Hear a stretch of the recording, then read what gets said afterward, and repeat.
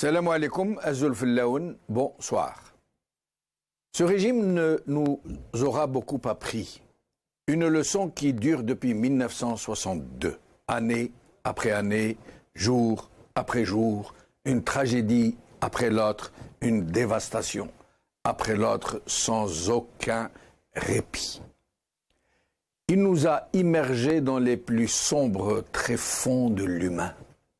Il nous a infectés jusque dans nos plus saines certitudes. Il a peuplé nos cauchemars. Il a brisé nos rêves. Il nous a fait subir toute la monstruosité dont il est capable. Mais au-delà de toute sa noirceur, dont il nous a malheureusement imprégnés jusqu'au plus profond de notre âme, nous aurons découvert en lui un trait qui le caractérise et qui le distingue. Il ne sait pas avancer. Du meilleur et du positif, il ne sait que les mots, parce qu'il a besoin de mots pour mentir. Mais dans sa bouche, ces mots sont creux, stériles, incapables de se concrétiser. Il ne sait pas avancer. Il ne peut que reculer, régresser. Rien ni aucune ressource ne peut l'améliorer, l'amender, lui permettre d'être utile. Rien. Pas même tout l'argent du monde.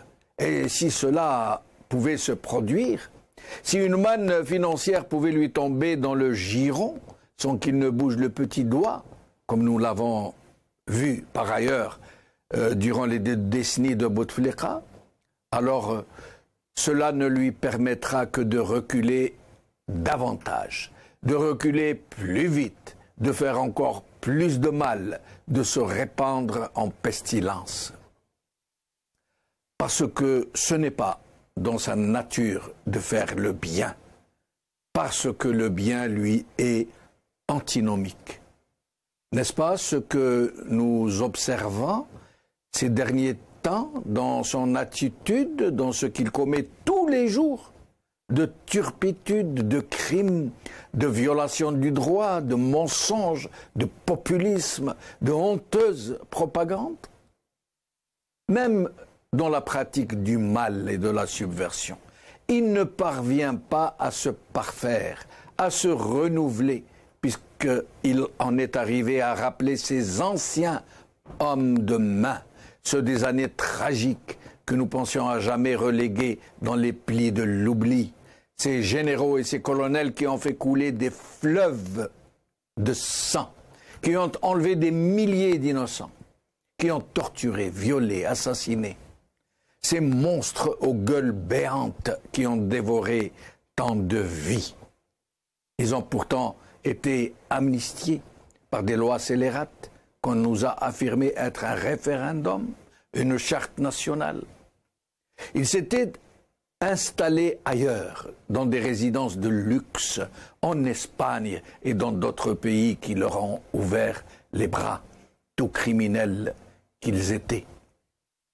Ils y ont fait l'acquisition de résidences somptueuses avec l'argent qu'ils ont arraché à la chair de la nation. Un argent rouge sang qu'ils ont investi en Occident, à Dubaï et ailleurs. Nous les pensions définitivement hors jeu, mais ils sont revenus. Ils sont aujourd'hui à la manœuvre, parce que ce régime qui ne sait pas avancer les a rappelés. Appelés à la rescousse parce qu'ils savent si bien faire le mal, si bien mentir, si bien corrompre, si bien user du nationalisme étriqué et chauvin pour stigmatiser les rares résistants qui tentent de changer les choses, qui tentent de faire avancer ce pays vers des lendemains meilleurs, qui appellent à l'avènement d'un État de droit. Oui, ce régime qui a fait tant de mal, qui a compromis jusqu'à l'avenir des générations futures, qui a poussé à l'exil des millions de nos compatriotes, ce régime ne veut pas en finir. Il ne veut pas partir avant d'achever ce malheureux pays, avant de le tuer irrémédiablement, avec, bien sûr, la complicité et la connivence de puissances étrangères qui ont trouvé en lui, en ce régime, le proconsul de cette nouvelle colonie qu'ils exploitent désormais à distance.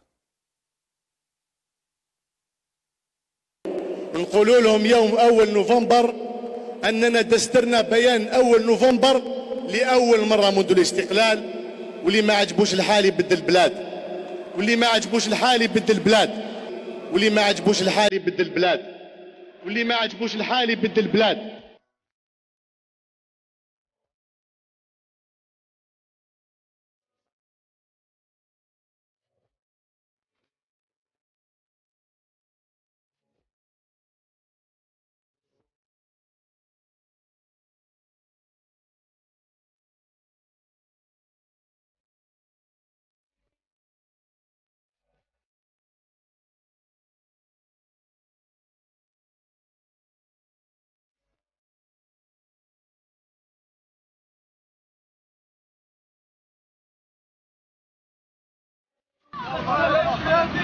Toma asiento ahí, tranquilo.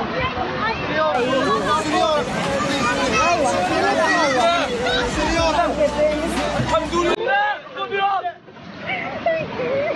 الحمد لله الحمد لله الحمد لله.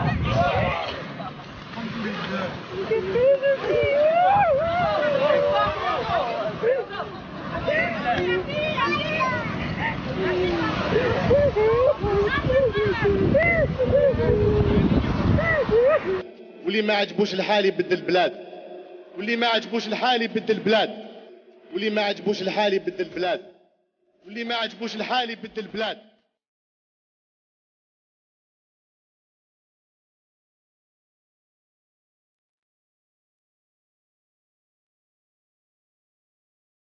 الحمد لله الحمد لله لي جانا اما اغي سمحي لي قلت لك راني غادي نفوت دوسي تاع لا بوليس، اغي سمحي لي مولا غالب فقط لي صراحه كما اغي سمحي لي اسعيد خويا تهلا فيهم.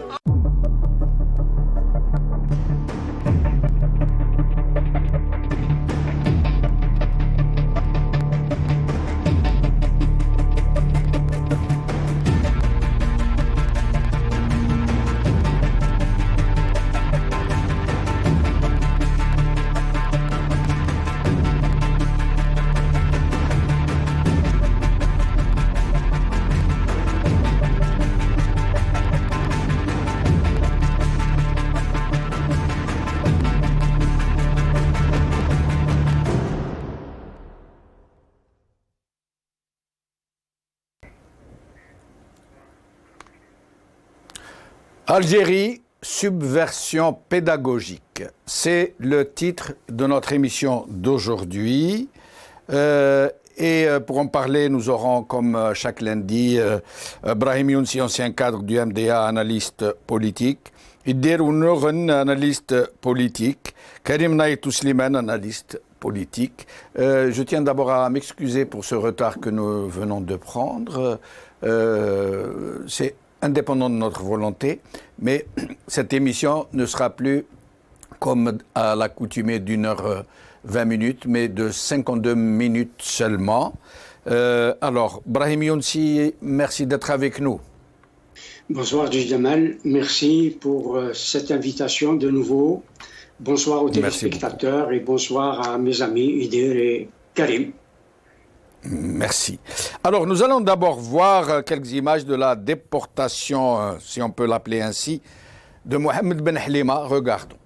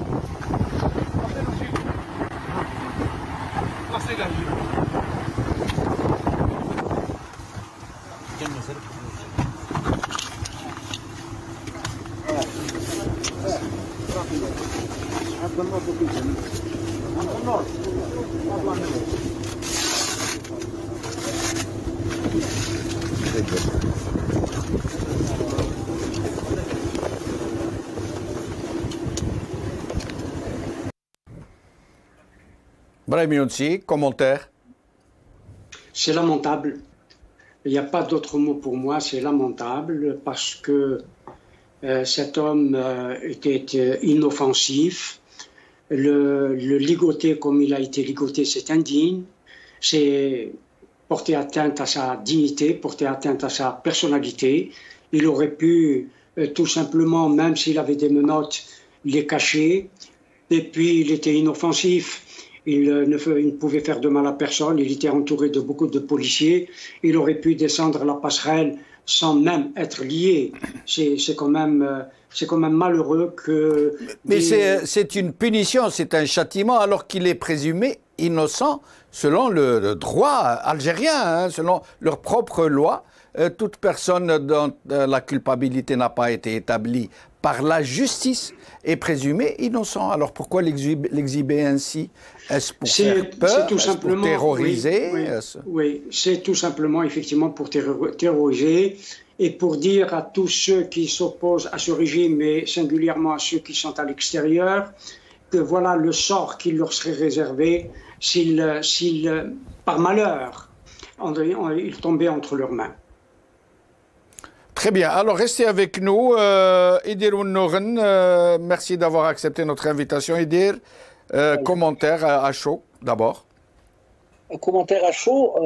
D'abord, je tiens à saluer Brahim et Karim et l'ensemble de ceux et celles qui nous regardent.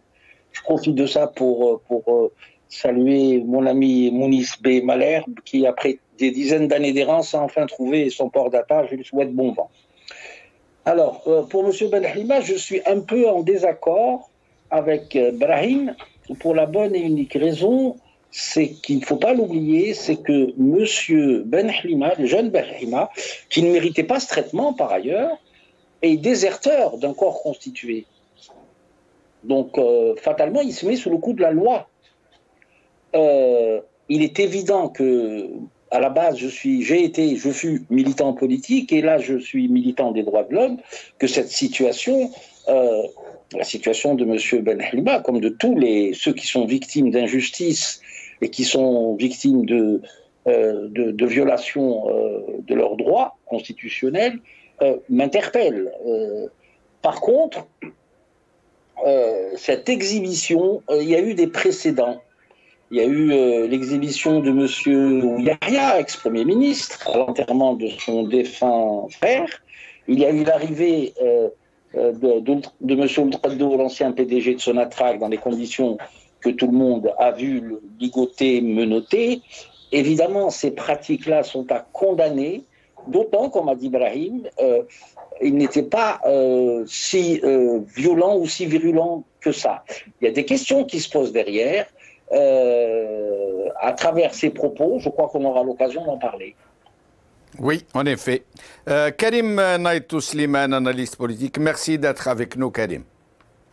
Bonsoir, merci de l'invitation. Bonsoir à Deidir et à Dabrahim et à tous les téléspectateurs et toutes les téléspectatrices. Un commentaire à chaud sur ces images, je dirais qu'elles sont honteuses et qu'elles sont indignes et ignobles. Oui, très bien. Alors tout à l'heure, mes chers amis qui nous regardez, nous allons vous montrer une vidéo de M. Benhlima quand il était à l'étranger, ce qu'il disait des généraux, ce qu'il disait de la résistance, ce qu'il disait de la nécessité de lutter contre ce régime criminel. Puis vous l'écouterez dans les locaux des services qui l'ont fait enlever, j'allais dire, qui l'ont fait rentrer en Algérie par des moyens dont nous allons parler. Vous allez voir comment il a changé et vous allez comprendre très certainement qu'il n'est pas aussi libre de sa parole qu'il semble lui-même le faire croire. Brahim Younsi, d'abord sur cette très curieuse Qu'est-ce que c'est? C'est une extradition? C'est une expulsion? C'est une exfiltration? C'est quoi?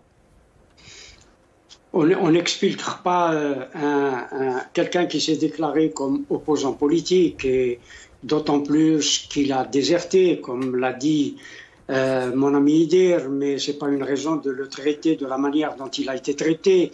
Nous sommes aussi offusqués lorsque Ould Qaddour a été traité comme un animal. C'est dire que nous sommes dans l'humanité et respecter la dignité humaine. Nous sommes, à mon sens, comme la première fois, le militaire, je crois que c'est un gendarme, j'ai oublié son nom, rappelez-le-moi, qui a été aussi extradé. Mohamed Abdallah. D'Espagne, Mohamed Abdallah, tout à fait. Oui. Tout à et fait, il y a aussi Bonouira qui a été ramené de Turquie. Et qui a été, pour ne rester que dans le cadre de l'Espagne, je ne connais pas les conventions entre la Turquie et l'Algérie, mais entre l'Algérie et l'Espagne, il y a une convention qui date du 9 mars 2008 et qui prévoit bien entendu l'extradition. Or, il y a un certain nombre d'articles qui font que M. Ben Halima était demandeur d'asile en Espagne. C'est vrai qu'on lui a fait faire tout un tour, tout un circuit, le faire passer par Paris, puis bon, il est retourné finalement en Espagne. Simplement, il y a des articles dans cette convention, c'est que l'Espagne, c'est pas devait, mais en tout cas répondre à la demande d'asile politique ou lui offrir la protection subsidiaire. Cela est prévu dans la loi espagnole. Et aussi, ce qui devait empêcher, vous avez parlé de déportation, c'est encore un mot très fort, mais de cette extradition, que l'Algérie a demandé ou pas, je ne sais pas, mais il y a un article qui indique très explicitement que l'Espagne, que Madrid pouvait refuser d'extrader M. Ben Halima en Algérie pour cause d'infractions considérées comme exclusivement militaires. Or, elle sait que, comme dans le premier cas de Mohamed Abdallah, qui était aussi un militaire, l'Espagne pouvait arguer de l'argument qu'on les poursuit parce qu'ils étaient des militaires. Peut-être le cas de Bonouira est également le même pour la Turquie. Je ne connais pas les conventions de la Turquie et la loi turque. Donc, il était militaire. Normalement, il ne devait pas être extradé parce que, à mon sens, il s'agit bel et bien d'une extradition. Une extradition déguisée dans ce cas, puisqu'ils ne l'ont pas déclaré ainsi. Ils ont présenté l'affaire comme étant une expulsion d'ordre administratif. Or, c'est une extradition, bien sûr. De toutes les façons, M. Ben Halima a déposé, a fait une demande d'asile. Cette demande d'asile, il avait le droit de faire, et c'est la loi espagnole, des recours jusqu'à épuisement de ces recours. Et il ne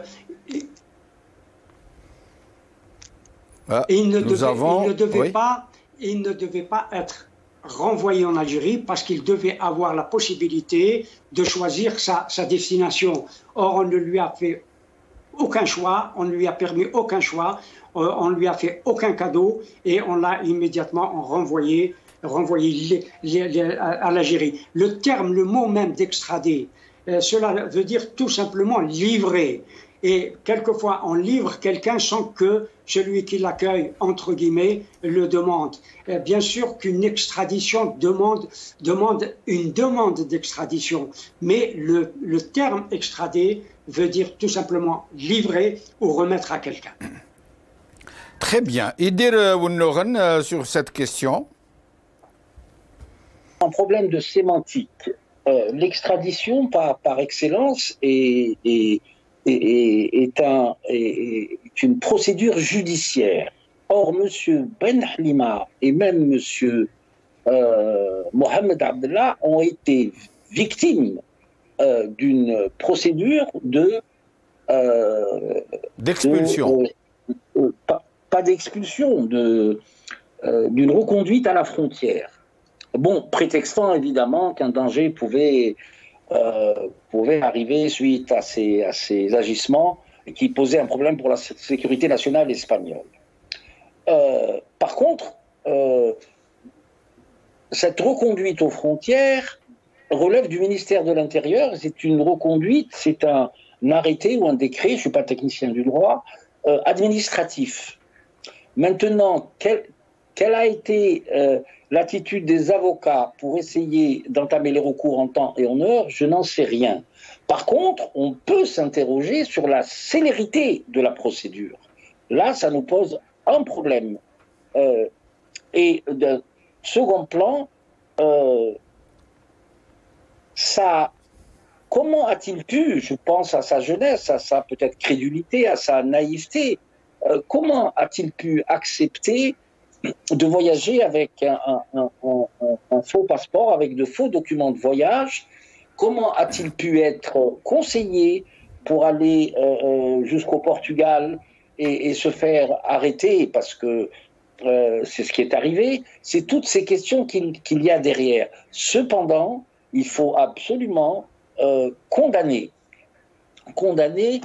l'attitude du gouvernement espagnol qui aurait pu prendre le temps nécessaire afin de réexaminer peut-être la situation de M. Ben Halima. D'autant, comme l'a dit Brahim, il bénéficiait d'aide pécuniaire du gouvernement espagnol qui est pratiquement automatique quand vous déposez un dossier de réfugié ou pour un asile politique. Bon, il se trouve que cette histoire a fait couler beaucoup d'encre ces dernières 48 heures. Bon, il ne faut pas qu'on s'empresse à tirer les conclusions.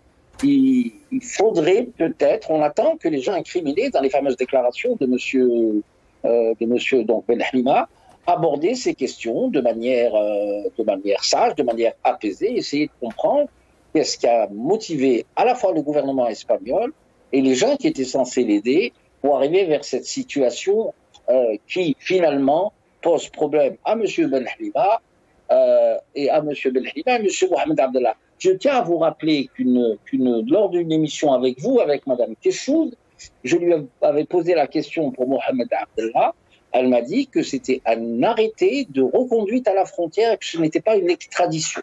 Voilà. Oui, en effet. Alors, Karim Naïtou Slimane, sur cette question. Bon. Franchement, nous vivons à une époque où, comme disait l'autre, le vrai n'est qu'un moment du faux. C'est-à-dire que la vérité a été tellement manipulée qu'on a du mal à distinguer même les choses évidentes. Parce que lorsqu'on regarde l'affaire Ben Halima et puis celle avant de Mohamed Abdallah, il est très clair qu'il s'agit d'une extradition déguisée en expulsion. Elle est déguisée en expulsion. Bien sûr que le ministère de l'Intérieur espagnol ne va pas déclarer directement qu'il a procédé à une extradition. Donc ils prennent soin de déguiser cela en expulsion. Et d'ailleurs, si vous vous souvenez bien, il faut juste avoir un tout petit peu de mémoire pour comparer les deux cas, pour comprendre la supercherie qui est derrière. Avec Mohamed Ben Abdallah, je me souviens très bien, à l'époque, il y a eu polémique parce que certains disaient que Mohamed Abdallah n'avait pas respecté les procédures, n'avait pas déposé de demande d'asile, était en situation irrégulière et qu'il n'avait pas de domicile. Il y avait tout un tas et que son cas n'a pas été bien géré par son entourage et que son cas n'a pas été médiatisé et qu'il n'avait pas de très bon avocat et tout ça. Donc, il y avait toute cette polémique et que c'est pour ça qu'il a été expulsé. Alors que, très clairement, même si il y avait peut-être des choses, des critiques ou des choses à adresser aux personnes qui s'étaient chargées de son dossier à l'époque, mais par la suite, les événements nous ont montré qu'il s'agissait bien d'une extradition déguisée en expulsion, parce que on le sait très bien, même avec un tout petit peu de recul, que par exemple, l'un des gros problèmes qui existe entre le gouvernement algérien et ses partenaires européens, c'est que l'Algérie n'accepte pas qu'on lui renvoie des sans-papiers. L'Algérie n'accepte pas. L'un des dossiers, par exemple, brûlants entre Alger et Paris, et même d'autres partenaires européens, c'est que l'Algérie ne reconnaît pas la nationalité de ses ressortissants lorsque les pays européens veulent ou tentent de les expulser vers l'Algérie. Alors que dans le cas de Mohamed Abdallah, on a vu que c'était bien sûr les bras ouverts. Et que maintenant, pareil avec Ben Halima, moi j'ai vu très peu de cas de sans-papiers, de Harraga, qui se sont fait expulser dans des jets privés, des avions affrétés uniquement pour l'occasion. Donc, il faut quand même être lucide sur cette histoire. Il s'agit bien d'une extradition déguisée en expulsion. Voilà. Ce n'est pas une question de respect de procédure, ce n'est pas une question d'autre chose ou d'incriminer son entourage, que je ne connais pas par ailleurs. Mais lorsque j'essaye de prendre un recul, sur les événements, on voit très bien de quoi il s'agit. Et d'ailleurs, lorsqu'on voit pareil comment il a été exhibé à son arrivée en Algérie, on comprend très bien le message politique qu'il y a derrière. C'est que le régime d'Alger veut faire de la pression psychologique, de l'intimidation à l'égard des opposants qui sont à l'étranger pour dire que voilà, nous arriverons à voir tout le monde et que là maintenant, il faut arrêter. Et même lorsqu'on voit dans les déclarations de M. Ben Halima, et on sait tous dans quelles conditions il les a faites, on voit que le régime, quand même, essaye toujours de discréditer certains de ses opposants. Alors, je ne dis pas qu'ils sont irréprochables, mais ce que je dis, c'est qu'il faut qu'on reste lucide et il ne faut pas qu'on les laisse détourner notre attention de la véritable opération qui est en train de se passer, de ce qui est en train de se passer en ce moment. C'est que, comme on l'a dit à plusieurs reprises, la dictature, le totalitarisme qui s'est installé en Algérie est en train d'être exporté et va finir par concerner tous les Algériens où qu'ils se trouvent. Le régime d'Alger actuellement interdit la politique aux Algériens qui sont en Algérie et par ses opérations de propagande et d'intimidation essaye aussi d'interdire la politique, d'interdire l'opposition aux opposants qui se trouvent à l'étranger. Très bien. Alors, la prochaine question concernera la déclaration télévisée, parce que non seulement ils l'ont exhibé à sa sortie d'avion, ils n'ont même pas pris le soin de flouter les propres visages de leurs propres agents, pour vous dire le bricolage. Nous allons essayer de savoir qu'après donc cette exposition, cette exhibition, ils ont comme dans les années 90, ils ont ramené M. Ben Halima, qui a déclaré, qui semblait parler en toute liberté et qui a très fortement demandé pardon à M. Tebboune, à l'armée, qui s'est dit patriote, qui a dit qu'il a été fourvoyé par les gens de Rachad, etc., des gens qui ne veulent pas de bien pour le pays. Mais vous allez écouter une partie de ce qu'il avait déclaré quand il était en liberté en Europe, puis vous allez l'écouter, une partie seulement, quand il était à Alger sous les caméras du DRS. Nous allons commencer par écouter la Halima sur les généraux, la 3 s'il vous plaît.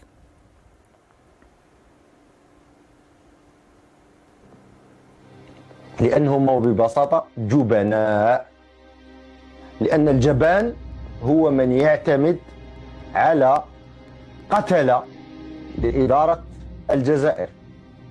لو كنتم صح حابين تبنيوا الجزائر الجديدة كما تدعون بين قوسين، كنتم تجيبوا ناس ذوي كفاءات، ماشي تجيب لي جبار مهنا وتجيب لي حسين بولحية وتجيب لي ناصر الجن وتجيب لي حاج رضوان وتجيب لي مجاهد وتجيب لي شنقريحة وتجيب لي هذو ما يبنوش جزائر جديدة. هذو بالعكس، هذو دخلوا الجزائر في الحيط ومور الحيط ما ناش عارفين واش كاين. صاي دخلنا في الحيط. مور الحيط ما ناش عارفين اش غنديروا ندخلوا. ربي يجيب الخير للبلاد والحريه لكل معتقلي الرأي.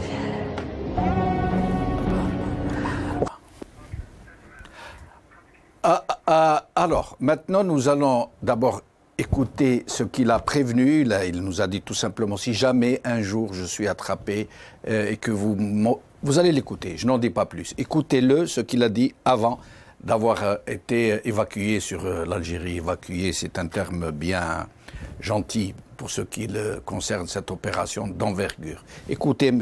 Ben Hlima. Salam alaikum. اليوم 22 مارس. إذا كتب ربي وهبطونا عند المخابرات ماذا بيا ما تنساوش المعتقلين خاصة المعتقلين الحركيين والسياسيين. ما تنساوش محمد عبد الله. ما تنساونيش لما نكون في السجون. ما تنساونيش. هذا اللي نطلبه منكم، ما تنساونيش. ونطلب منكم أيضا أنكم تواصلوا، نطلب منكم أنكم أيضا تواصلوا المسيرة النضالية التي تطالب بدولة مدنية مش عسكرية، تطالب بدولة ديمقراطية، تطالب بدولة العدالة، دولة الحق والقانون. نتمنى من خاوتي إن شاء الله أيضا لو كنت تشوفوني في فيلم تاع دحدوح عارفوا بأنه هذا خارج عن نطاقي وأني تعرضت لتعذيب شديد في مراكز المخابرات. حتى لو ما يخرجونيش في فيلم تاع دحدوح عارفوا بأنه تعرضت إلى تعذيب وتضييقات. بارك الله فيكم وشكرا جزيلا. السلام عليكم. Vous avez bien entendu, si jamais vous me voyez à l'avenir que je suis exfiltré évacué vers l'Algérie ou extradé ou expulsé, et que vous m'entendez dire du bien du régime ou du mal de l'opposition, sachez que j'aurais été torturé d'une façon atroce. Maintenant, écoutez ce qu'il a dit à la télévision algérienne après son exhibition de retour d'Espagne. Écoutez M. Ben Hlima en Algérie ce qu'il dit maintenant. اللي درت نتمنى من رئيس الجمهورية يسمح لي ويطبق عليه العفو. أنا نقول له هذا محمد العربي نقول له حشم على روحك، راك كبير، راك كبير، راك قاعد تطبع في ولاد الناس وتخدم بولاد الناس وقاعد ترسل في ولاد الناس الحبوسات. أنا شخصيا دارها معايا في العديد من المرات. أنا بالنسبة للشباب قالوا لهم يديروا عليهم ويسمعوا لهم، نقول لهم تعرفوني هذه تجربة شخصية، تجربة شخصية مانيش ما كاش اللي داير لي ماطو فوق راسي ويقول لي دار، تجربة شخصية حقيقة. خطيكم من هاد الناس. أنا نقول لي ما تسمح لي باسكو بنتها معايا بزاف. Brahim Younsi, voilà, donc qu'est-ce que vous pensez de cette opération d'abord? Est-ce qu'elle coïncide, est-ce qu'elle explique le retour des généraux génocidaires qui étaient à la retraite, qui ont été rappelés, comme Nasser el-Jen, Hussein Boulahia, et d'autres, Jabbar Mhenna, qui étaient à la retraite, qui ont été rappelés avec leur uniforme de généraux, et qui on a confié ce genre de mission, justement. Alors, est-ce que ce monsieur Ben Hlima a été torturé? Est-ce qu'il a été intimidé? Est-ce qu'il était sincère? Est-ce qu'il s'était repenti au point de demander à M. Tebboune de lui pardonner? À votre avis, Brahim Younsi? Permettez-moi juste de revenir sur la question de l'extradition 2 secondes. Oui. Il est clair que, la question qu'il faut se poser, est-ce que les expulsés sont présentés à leur retour, entre guillemets, au pays comme un trophée? Monsieur Mohamed Ben Hlima a été exhibé comme un trophée. Aucun expulsé n'est exhibé de cette façon, et Dieu sait qu'il y a beaucoup d'Algériens qui sont expulsés vers l'Algérie. Quant à votre question, vous savez, les psychologues connaissent bien cette situation dans laquelle était placé Monsieur Mohamed Ben Hlima. Vous avez des torturés qui presque, passez-moi le mot, qui sublimaient en tout cas, qui finissaient par avoir de l'empathie pour leurs tortionnaires. Et cela est arrivé, y compris dans notre révolution. Je ne vais pas citer des noms, mais cela est arrivé. Des torturés qui avaient de la sympathie, qui pardonnaient même à leurs tortionnaires et qui avaient des liens avec leurs tortionnaires. C'est dire que M. Mohamed Ben Halima a été placé dans une situation psychologique qui a fait qu'il ait dit ce qu'il a dit. Bien entendu, il faut dire les choses telles qu'elles sont. Cet homme a subi d'abord l'exploitation là en direct par les services algériens. Ils l'ont exploité, c'est vraiment de l'exploitation, comme il faut le dire, il a été exploité avant de tomber entre les mains des services algériens, alors que cet homme devait être protégé parce qu'il ne bénéficiait d'aucun statut à l'étranger. Et malgré tout, on l'a laissé faire, on l'a laissé dire, peut-être l'a-t-on poussé même à dire et à faire. C'est une faute que les individus qui parlent au nom de l'opposition ne doivent pas refaire, parce que M. Mohamed Abdallah est tombé là-dessus, et de nouveau M. Mohamed Ben Halima tombe sur les mêmes questions, c'est les mêmes exploitations, d'autant qu'ils étaient tous les deux des militaires. On les a, il faut le dire, aussi exploités. D'accord. Alors, Idirou Noren. Je vais revenir encore sur cette histoire d'extradition, excusez-moi, et je passerai mon tour. Moi, je suis en complet désaccord avec Karim quand il dit c'est pas une remise, c'est pas une reconduite à la frontière, c'est une extradition. Je suis désolé, l'extradition est organisée sur la base de certains articles du Code de procédure pénale, et ça passe par la justice. Or, il a dit une extradition déguisée. Il a dit c'est une extradition déguisée. Et qu'ils disent comme ça que j'ai incriminé dans mes propos certaines personnes ou certains mouvements qui ont été cités dans la vidéo de monsieur Ben Halima, je suis désolé, je m'oppose en faux. Complètement en faux. Les gens qui ont été cités, que ce soit les personnes ou les mouvements, sont assez grands pour se défendre eux-mêmes. Moi, je suis un militant des droits de l'homme. À partir du moment où leurs droits sont menacés, je les défendrai. J'ai défendu, ça ne représente pas mon courant. Et je tiens à le dire là tout de suite. Et je ne peux pas avoir une attitude entre chien et loup. Ceci étant dit, il faut revenir aussi sur le traitement médiatique qui a été fait au sujet de M. Ben Halima. Je ne pense pas qu'en 48 heures, le syndrome de Stockholm ait pu agir avec autant de vigueur et autant de célérité. On peut condamner tout ce qui est arrivé. Brahim en a parlé. Quand il a dit on l'exposait comme un animal, je dirais plus comme un animal de cirque dans une cage, en fait. Et ça atteint la dignité de l'homme. Mais cette histoire, ou ce souci concernant M. Ben Halima, moi je pense qu'il faut attendre la réaction de toutes celles et ceux qui ont été autour de M. Ben Halima pour pouvoir se faire une opinion. Mais il est clair que le traitement médiatique et politique de cette affaire est scandaleux. Très bien. Karim Naïtou Slimane. Écoutez, je ne comprends pas, la mésinterprétation de mes propos de Daïdir. Moi, je parle d'une extradition déguisée en expulsion. Et bien justement, c'est pour ça que moi je dis que le ministère de l'Intérieur espagnol est en connivence avec le régime d'Alger pour des intérêts que nous connaissons tous. Voilà ce que je dis. Et je ne défends pas les personnes qui ont été citées et incriminées. Je ne les défends pas. Je défends encore moins. Je ne fais pas entre le ni, pas du tout. Par contre, je défends une certaine idée de la justice. Mon idée de la justice.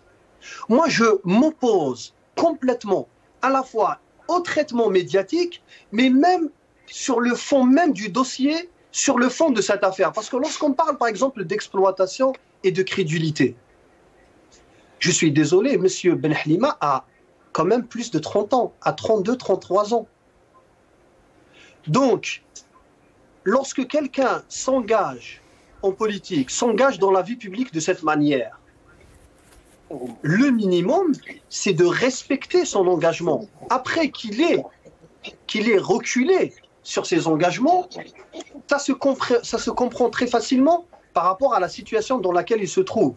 Mais dans ces déclarations, on voit très bien que ces déclarations vont dans le même sens que la rhétorique, que la propagande du régime. Parce que lorsqu'il parle, par exemple, du mouvement Rached ou qu'il parle de M. Larbizetout, par exemple, je le répète, moi je ne les défends pas. Comme vous avez dit, ils sont assez majeurs pour se défendre. Et je ne partage pas aussi les positions ou les obédiences et les tendances politiques de Rached. Mais, on sait très bien comment ce régime désigne ses opposants. Ça n'est pas parce que je ne suis pas d'accord avec ce mouvement ou certains de ses représentants que je vais gober et adopter la propagande du régime. Parce que ceux qui sont en train actuellement de coller à M. Zitout ou à Rached ou à M. Boukhars ou à d'autres personnes, demain ils vont le coller à d'autres opposants. Et ça révèle un des grands problèmes que nous avons en Algérie. C'est que parfois, je suis désolé, certains activistes, certains militants politiques font du 2 poids, 2 mesures. Très bien. Très bien. Alors, nous allons écouter un autre personnage, M. Bonouera, qui avait été extradé de Turquie, rappelez-vous. Mais là, c'était une vraie extradition, hein, dans la pure forme de l'extradition abusive entre copains. Je n'en dirai pas plus. Vous allez écouter M. Bonouera, et là se pose la question, parce qu'il a fait 2 vidéos contre certains clans du régime, contre une partie du régime, et 2 vidéos ont été exfiltrées de la prison militaire de Blida, l'une après l'autre. Et c'est dire qu'il n'a pas pu le faire tout seul. Ça veut dire que très probablement c'est une guerre des clans par Bonouera interposée. Donc nous allons l'écouter et peut-être que nous pourrions lier, je verrai avec nos invités, cette affaire de Bonouera avec celle de Mohamed Abdallah ou celle de Mohamed Ben Hlima. Écoutons M. Bonouera. الخاصة واقترحت على رئيس الأركان تغييرهم من الصحراء هو واللواء صواب لكشف ما يجري في الصحراء خاصة عمليات التهريب والاتجار بالسلاح. ألقي إلى قائد قوات برية في سنة 2018 وبقيت التحقيقات متواصلة في قضايا التهريب. أسفرت النتائج التحقيق في جويليا 2019 عن تورط 31 عقيد من مديرية أمن الجيش والدرك الوطني، واعترف العقيد أراضي المدير أمن الجيش للناحية الثالثة سابقا بأن شنقريحة يستفيد من عائدات عبور المخدرات، وبأنهم يوفرون المعلومات للمهربين عن أماكن تواجد سدود الدرك الوطني وكمائن الجيش لكي يتفادوا محاضر القوات الأمنية. Brahim Younsi, c'est le dernier tour de micro. Nous avons encore quelques minutes. Alors, Monsieur Bonouera, qui attaque Shengriha, qui est trafiquant de drogue, et ça sort de Blida, de la prison militaire de Blida, une prison hyper gardée, hyper sécurisée. Alors, qu'est-ce que vous en pensez? Est-ce qu'il y a un lien? Est un cas à part. Ce cas est un cas à part parce que, me semble-t-il, Monsieur Bonouera aurait, parce que je n'ai pas les éléments pour le vérifier, serait sorti avec des documents, aurait pris des documents, aurait dérobé des documents pour les emmener à l'étranger et les donner à des services étrangers. D'après ce qui a été dit, ce n'est pas le cas de M. Mohamed Ben Abdallah et ce n'est pas le cas non plus de M. Mohamed Ben Hlima. Vous savez, j'ai regardé, comme tout le monde, je ne regarde jamais les YouTube, les vidéos des uns et des autres, je ne connais vraiment pas du tout leur position, je ne sais pas qui est qui, je ne regarde pas cela, parce que pour moi c'est de la perte de temps. Donc, j'ai écouté, bien entendu, Monsieur Mohamed Ben Hlima, et il me paraît, et la vidéo que vous venez de passer, enfin les propos que vous venez de passer, il me paraît être un homme d'une fragilité, et il l'a dit, dans les locaux de la police, qu'il était socialement fragilisé, qu'il n'avait pas de ressources, qu'il était égaré par rapport à raison de plus que si l'Espagne ne lui avait pas offert la protection subsidiaire, il fallait absolument que les opposants ou ceux qui se veulent des opposants le protègent et ne pas le laisser se mettre devant, que ce soit dans les manifestations ou surtout sur YouTube, parce qu'il a été aussi exploité de ce point de vue-là. Et il pouvait leur donner des informations que eux pouvaient exploiter parce que lui a vécu dans l'armée et c'est ce qui existe et qui se fait dans l'armée. Ça, c'est déplorable que d'avoir laissé des jeunes comme ça, même s'il a 32 ans, laisser des jeunes comme ça qui arrivent à l'étranger, qui ne connaissent pas les enjeux, et qu'on laisse aller dans une forêt vierge, dans la jungle que constitue l'opposition et dans la jungle que constituent les réseaux sociaux. Je crois que le devoir de l'opposition et ceux qui ont de la bouteille en particulier ou qui prétendent avoir de la bouteille doivent protéger des jeunes comme cela pour ne pas être livrés à un moment ou à un autre. Merci Brahim Younsi. Merci, je me permets de vous interrompre. Karim Younsi, Karim Naïtou Slimane, vous allez avoir 2 minutes chacun, je suis désolé. Nous sommes arrivés à la fin de l'émission. Je partage tout à fait l'avis de Brahim. Et ce que je pourrais rajouter, c'est que si on revient vers cette capacité d'influence qu'aurait M. Benhlima, ou plus antérieur à ça, M. Mohamed Abdallah et de tant d'autres, je ne pense pas qu'ils aient une capacité de nuisance ou qu'ils aient été au courant ou de secrets d'État. C'est pour ça que j'ai dit tout à l'heure, la reconduite à la frontière, ça relève du ministère de l'Intérieur. Et j'ai même dit qu'il y a eu probablement pression pour que cette reconduite à la frontière se fasse le plus rapidement possible. Encore une fois, c'est cette communication institutionnelle qui nous prend pour des décérébrés. Moi, j'aurais souhaité que notre pays puisse mettre beaucoup plus de zèle à essayer de récupérer, entre guillemets, ou probablement de rapatrier à la fois tous les généraux en fuite qui ont dépecé l'Algérie, les ministres en fuite, et toutes ces personnes-là qui ont participé à la gabegie du pays. Et ce n'est pas des jeunes comme M. Benhlima ou comme M. Mohamed Abdallah et de beaucoup d'autres, je suppose, qui doivent être les lampistes de l'affaire. Je crois qu'on se trompe au combat à ce niveau-là. Et maintenant, il faudra avoir le recul nécessaire pour appréhender ces deux cas, à la fois de celui de Mohamed Abdallah et de M. Benhlima, avec le recul nécessaire, avoir les informations et faire jouer, si tenté, les droits de l'homme pour essayer de le rétablir dans leurs droits. Merci. Karim Naïtou Slimane, le mot de la fin, en moins de 2 minutes, s'il vous plaît. Oui, là, je suis tout à fait d'accord avec Dabrahim et encore plus d'accord avec les propos de Deidir. Je pense que oui, il faut qu'on essaye de travailler tous ensemble pour justement pour un changement radical en Algérie, pour asseoir les principes des droits de l'homme en Algérie et garantir la justice à tous les justiciables en Algérie. C'est ça notre objectif principal, parce que lorsqu'on voit ce régime exhiber M. Benhlima, sa capture, comme si c'était c'était la réalisation du siècle et de l'État, alors on va se dire, voilà, on va attendre maintenant qu'ils ont pu avoir, après M.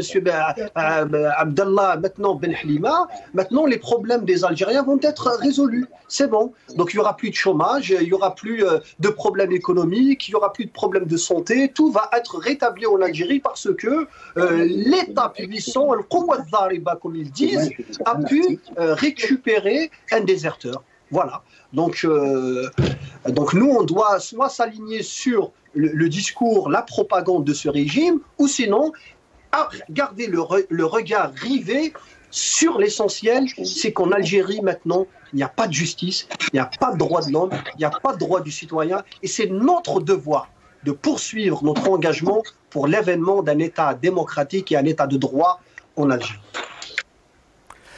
Karim Naït Ousliman, merci beaucoup. Et merci beaucoup. Brahim Younsi, merci beaucoup. Merci à vous, chers amis, d'avoir suivi cette émission qui est un peu plus courte que celle que nous vous présentions.